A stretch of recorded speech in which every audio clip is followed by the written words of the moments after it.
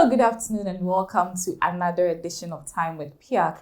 Today, we explore the current trend of declining crude oil production in Ghana, the causes, what the declining trends means for our oil industry, and we'll also attempt to get some solutions on what can be done differently to stem the decline.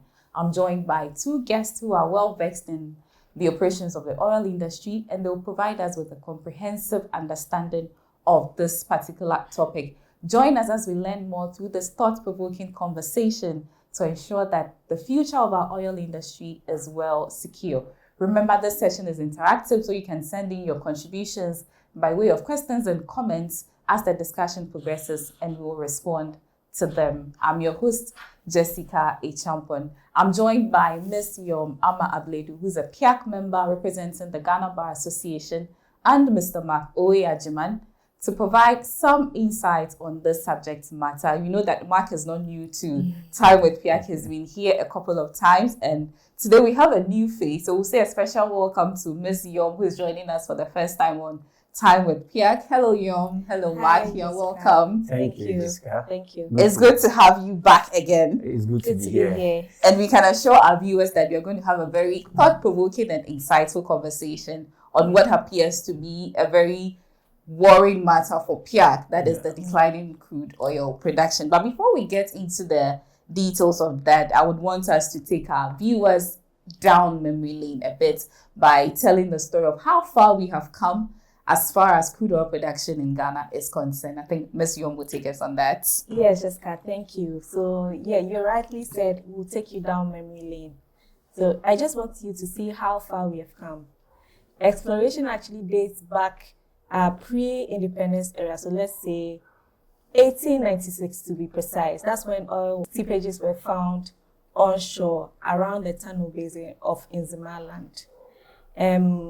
After we found the oil seepages, a few wells were drilled, but then was unsuccessful. We didn't end our search there. In 1967, there were attempts to expand petroleum exploration offshore.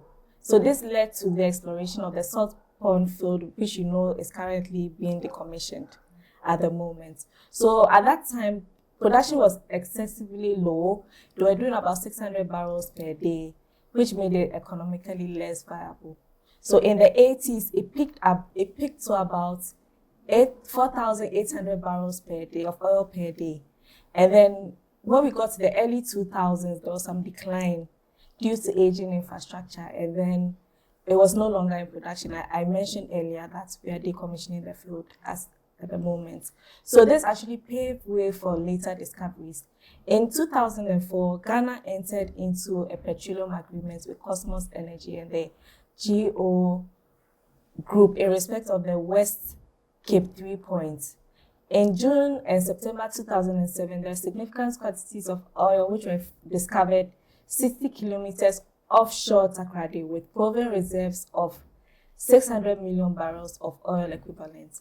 So there was some unitization that was done later on the field, and we discovered the Jubilee field, which was estimated to contain about 600 million to 1.8 billion barrels of oil, and then about 3 billion to 800 billion cubic feet of gas as well. So the Jubilee field was set to produce about 120,000 barrels per day to later increase to 200,000 barrels per day from 2013.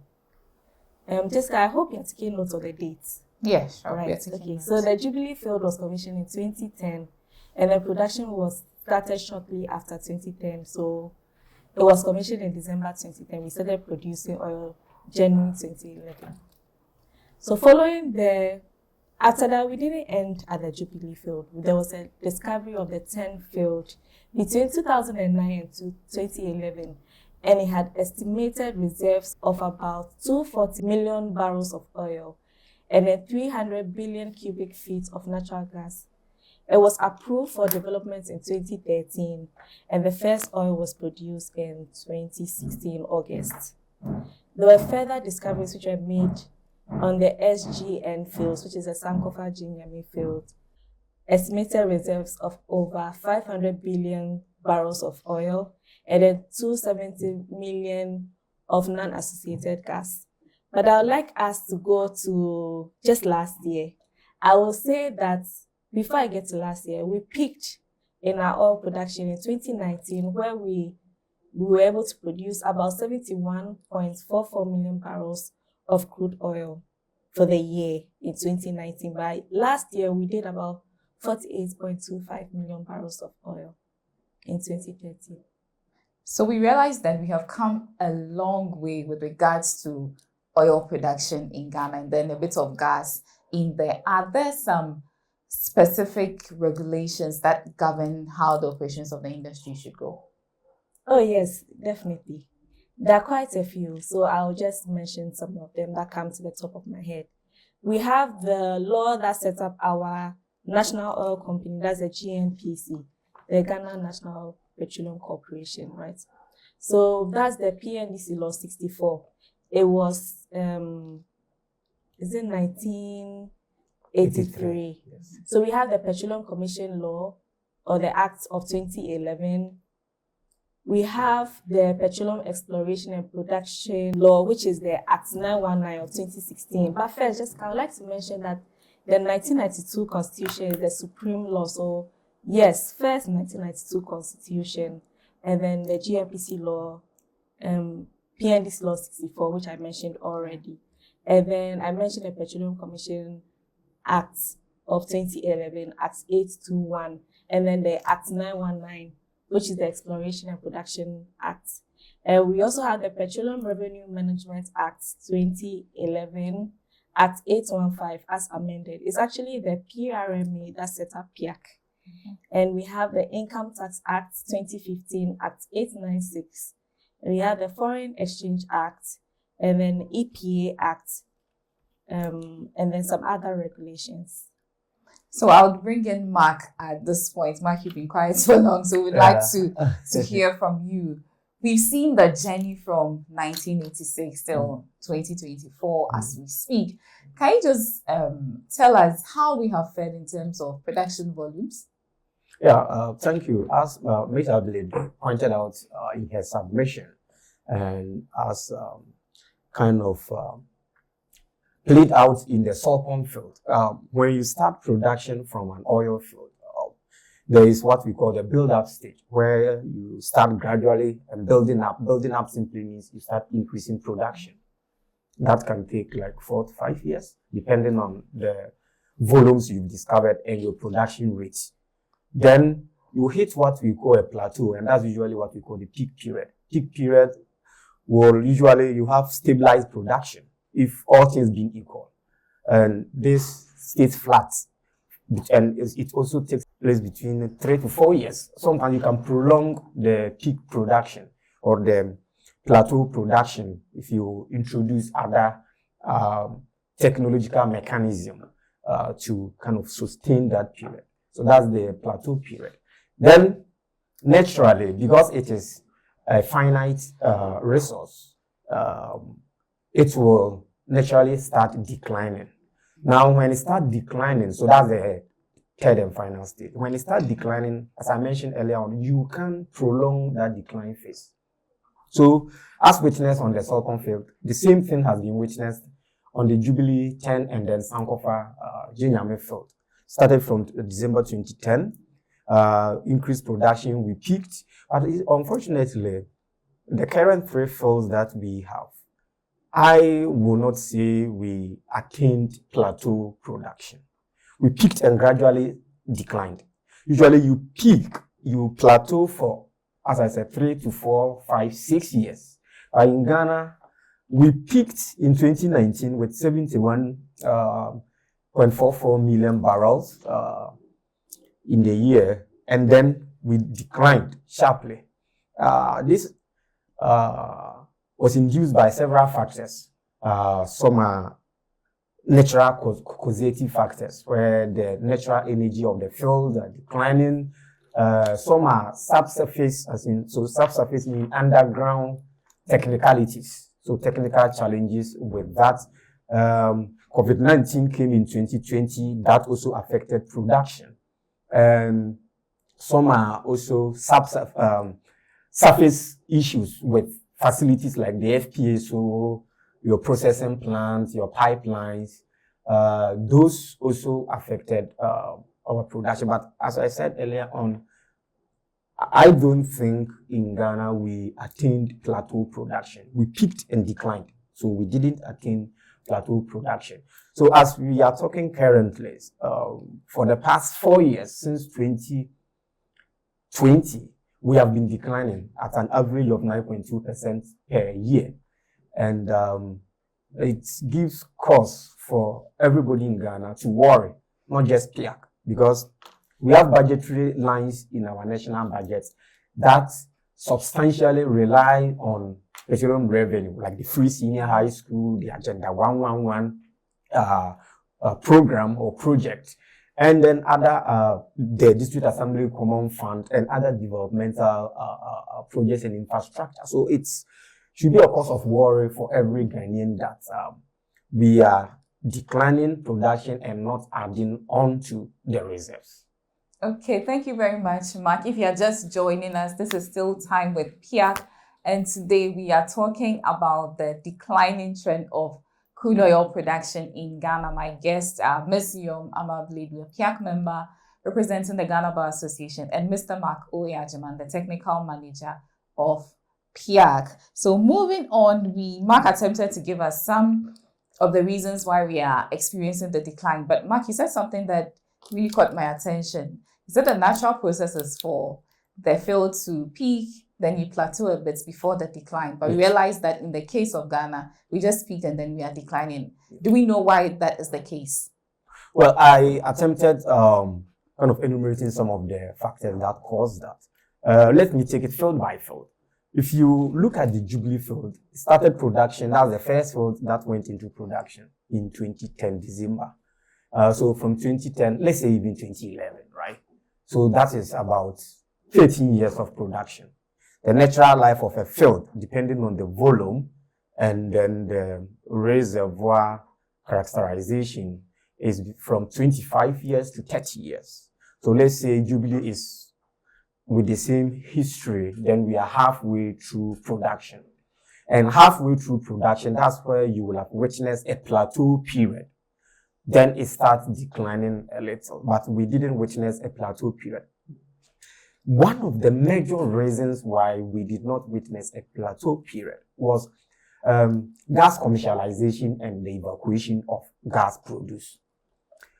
You know, we spent the first 4 years of production from Jubilee. We did not have a processing plant in place. So we were burning off the gas and then injecting some of the gas. But in the natural scheme of things, the very first 5 years of production in a field, you don't inject.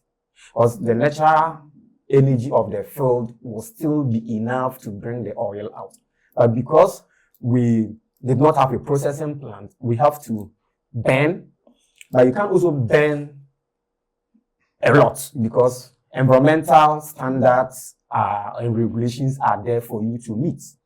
So if you are not able to burn oil and you don't have a processing plant to take the rest, you have to inject. And that can compromise your reservoir and affect your production. So that is with Jubilee. Now, if we look at the Sankofa Ginyame field, it's predominantly a gas field. So what that means is that the crude oil is associated with the gas. So that's why on that field, we usually see a non-associated gas, meaning that when you are producing, you get more gas than oil. So one should not expect the country to get more oil from the Sankofa Ginyame field production unless other discoveries are made within the field itself.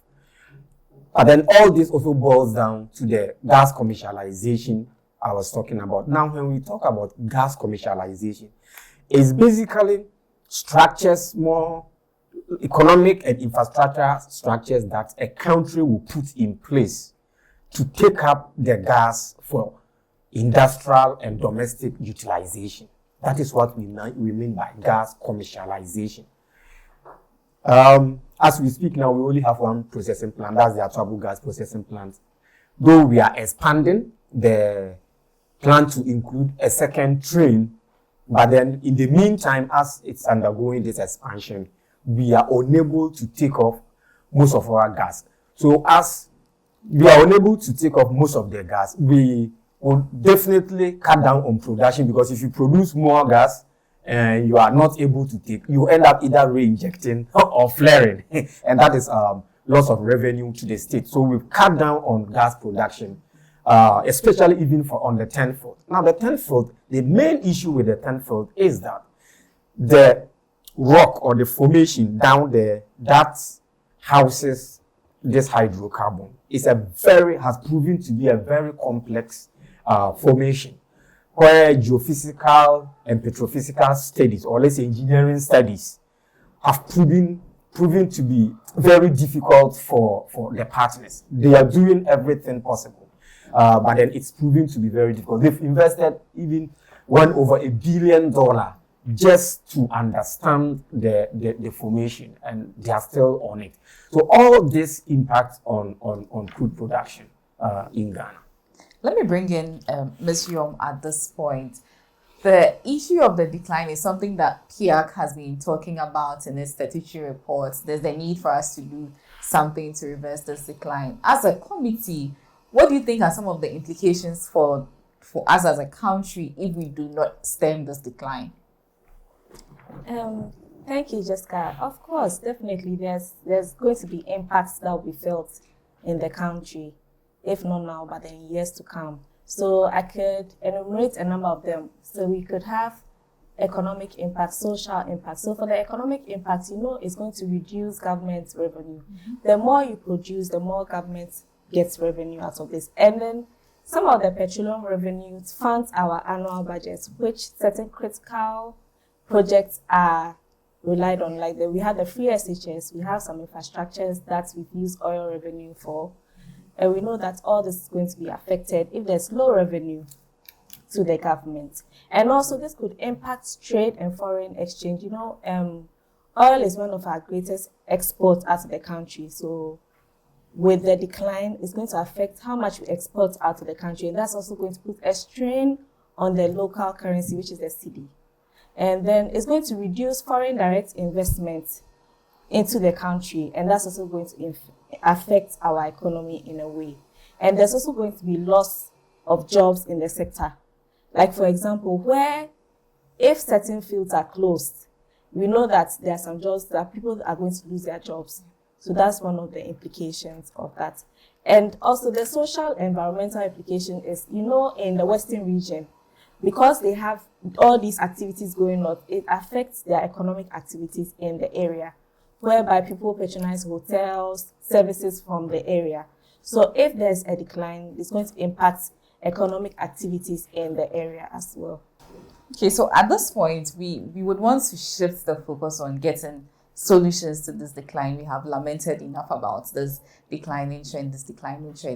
Can this declining trend be reversed? And this question I'm posing to the two of you. I don't know who would want to go first. Ms. Abdul, you can. Okay, then after that you would come in. So, Ms. Yom, can this decline be reversed? Absolutely. I think that the more we explore, the more we discover. Mm-hmm. So, absolutely. The more we invest in exploring and discovering new reserves, we'll be able to drill more, produce more. So, yeah, I think that's one way we can do that. And by investing in the sector, we could attract more foreign direct investments where people who have the technical know-how in this field will be able to come into the country and help us. Yeah.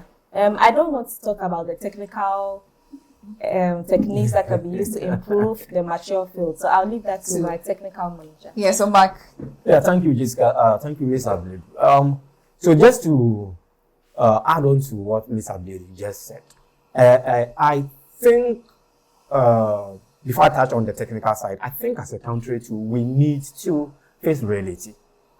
And the reality here means is that we are being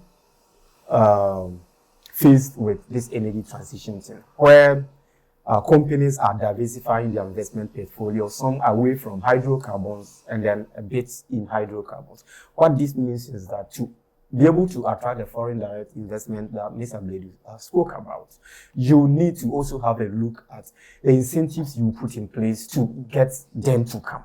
So you look at your fiscal terms, you look at your taxation systems, you look at your investment climate by improving upon some of these things. And it is a reality that as a country and people, we need to face and come to accept that things are moving in a way that most of them are not dictated by us. So we need to face some of this reality. The technical side, you can put in certain engineering measures to arrest decline of production from a mature field like the Jubilee field that we have in this country.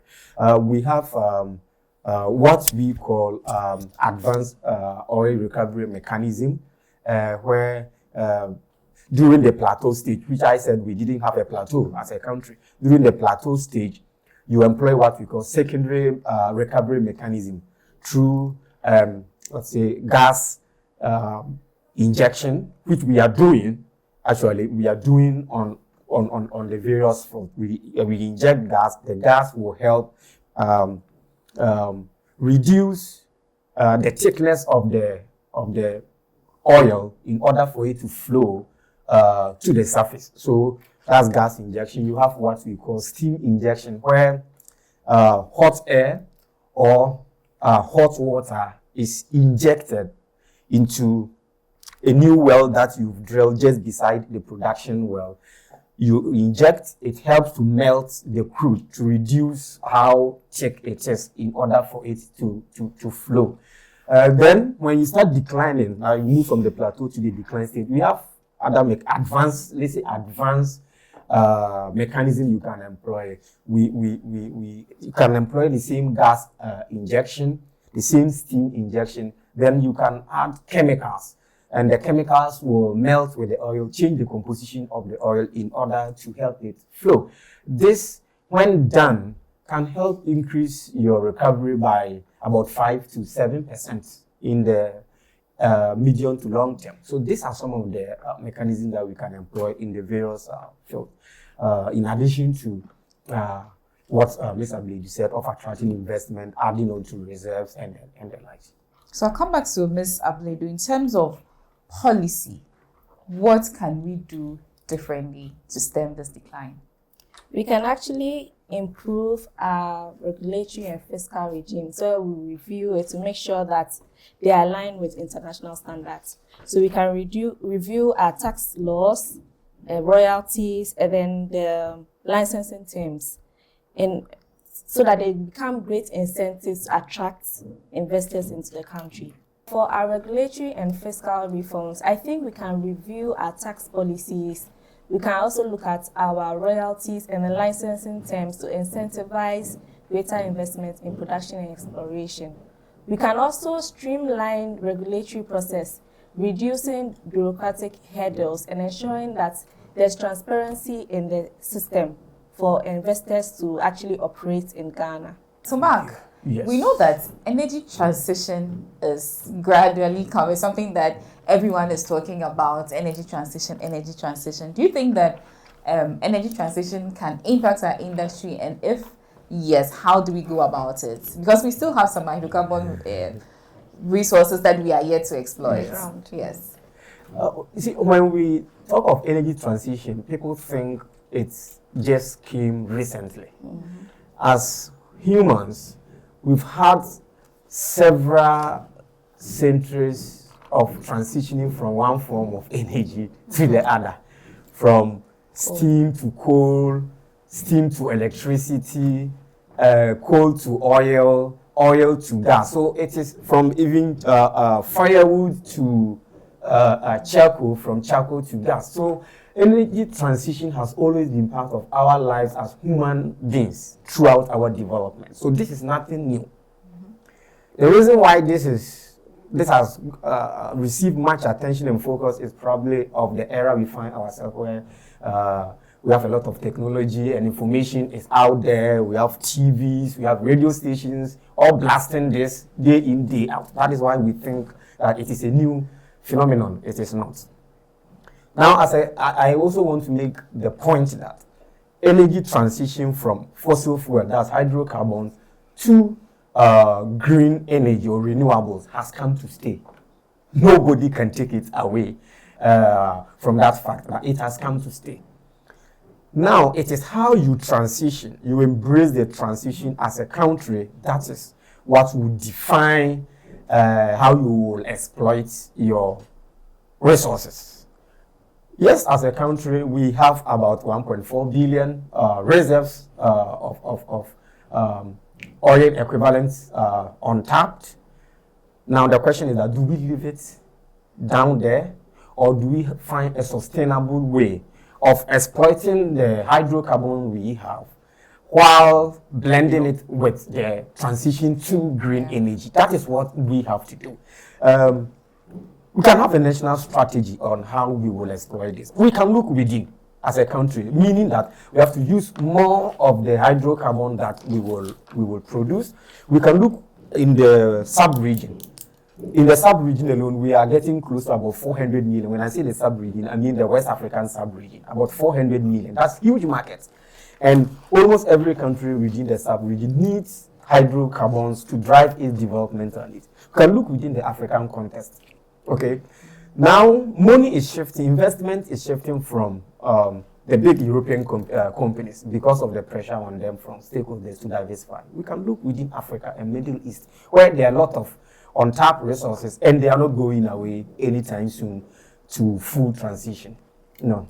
So to do all this, just empower your national oil company to be at the forefront, leading this process by, in a way, diversifying, go into bringing the hydrocarbons out of the ground, and also go into investing in renewable energy. So that is how we should embrace this as a country. We should not be rushed. We should not follow what others are doing. We should look at our development needs and circumstances and then go according to our pace. We all say that net zero target is 2060, 2070. It doesn't mean that is when we transition fully to green energy. That is net zero, which simply means that the amount of carbon dioxide you are emitting, you are putting other measures in place to kind of counter the emissions you are doing. So that's why we call net zero. What you are emitting, you are planting trees to counterbalance it. So we should go at our own pace based on our development needs.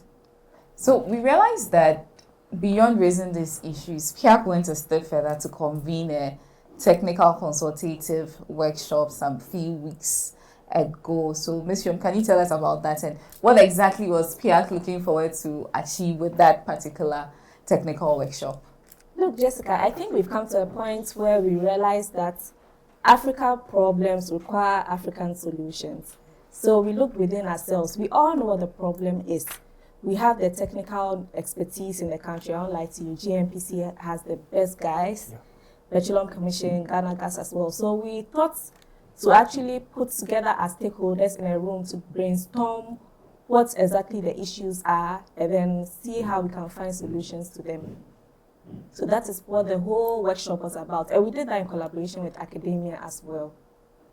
Mark, would you want to add something on the workshop? Yeah, it's basically what Ms. Abledu just said. It's just PIAC providing that platform to have these stakeholders come around a table to, as she said, what is going on? What is the problem? Is there a problem at all? If there is a problem, what is bringing up those problems? What can we do about this problem? What do we need to do as a country to kind of curtail or solve this problem? So that was the essence of that technical consultative workshop. And a communique has been put together. Partners are reviewing it, and I'm sure probably getting to the end of the week or early next week, it will be published for all Ghanaians to have a say. A copy will be submitted to the Ministry of Energy and to the Presidency to look at the solutions that we've provided from that workshop. So at the end of the day, we came up with resolutions and action points as to how to resolve this problem. Okay, so finally, before we go, we've realized that there's a problem. We have solutions. And one of the key things that stood out for me in this conversation was we positioning our industry to be able to attract more investment. So going forward, how do we do this in a minute? And then you also have your turn in a minute. Okay. So I think that we have to be strategic in our approach. And our strategy will require balancing regulatory clarity, fiscal incentives, infrastructure development, and not forgetting the global transition concerns as well. So yes, that's 1 minute for you, Jessica. Okay, Mark. Yeah, thank you. Where we find ourselves, we should have a more empowered, transparent, well-governed national oil company to lead this process for us to implement the strategies that we will adopt going forward. So I believe that this conversation has been very, very insightful and thought-provoking. I mean, we are all looking for solutions and not just to lament the problem. So thank you very much, Ms. Yom, who's the first time on time with PIAC. We look forward to hosting you again. And to our comeback guest, thank you for making time to join us in this edition. And to you, our online audience, thank you very much for making time to join us in this conversation. Until we come your way again next month, let's remain connected through any of our channels: Facebook, X, LinkedIn, and Instagram. You can also reach out to us via WhatsApp on 055-441-6544. I was your host, Jessica Echampon. Do enjoy the rest of the afternoon.